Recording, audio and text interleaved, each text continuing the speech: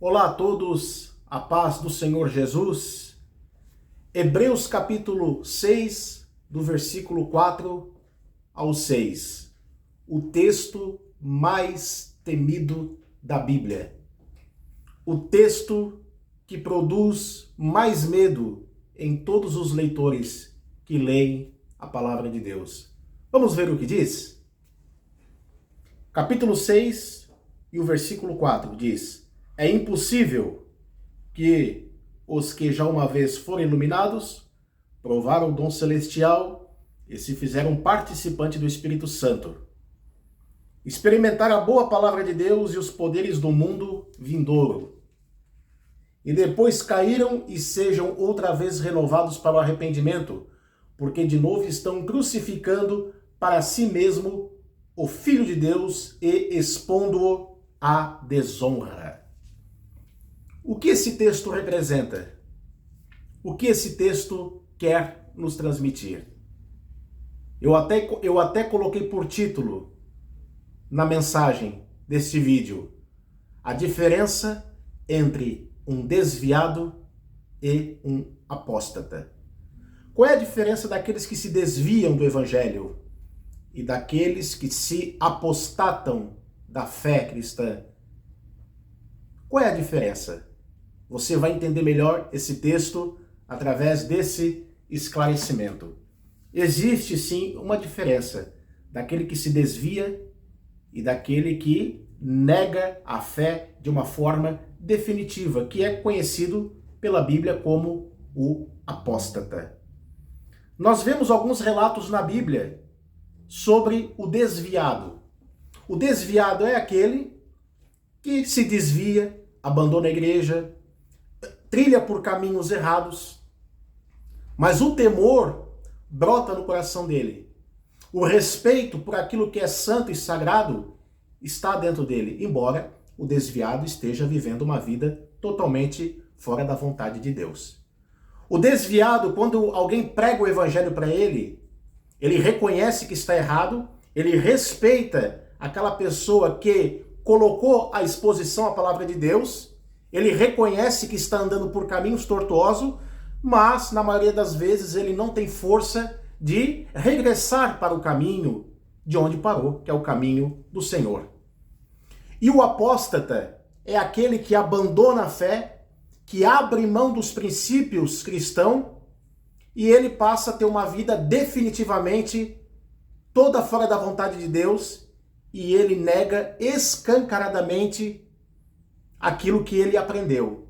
Ele zomba, ele blasfema, e a mente do apóstata, ela fica cativa às coisas de Satanás, às coisas do mundo, às coisas profanas, então fica impossível de ele obter um retorno aos caminhos de Deus. Então é disso que o texto bíblico trata. Capítulo 6, do versículo 4 ao 6, que é impossível aqueles que uma vez foram iluminados, conhecer a palavra de Deus, os poderes do mundo vindouro e depois viraram as costas de uma forma definitiva, negando escancaradamente o Salvador Jesus. Então essa é a diferença do apóstata. Na verdade, a apostasia significa a renúncia da fé de maneira consciente. A renúncia de uma religião proposital, porque existem aqueles que se desviam por fraqueza devido a situações e circunstâncias que acontecem na vida da pessoa, e tem aqueles que abandonam escancaradamente a fé, negando o Salvador que os resgatou. E nós temos prova na Bíblia. Esta aqui é a primeira prova, que o desviado, ele tem volta, ele tem retorno, ele tem jeito, mas o apóstata, ele não tem. Então nós vimos aqui pela Bíblia, em Hebreus capítulo 6, do versículo 4 ao 6, os perigos espirituais de quem se apostata da fé. Aí nós vemos aqui agora, em Tiago, capítulo 5, versículo 20. Vamos ver o que a Bíblia diz?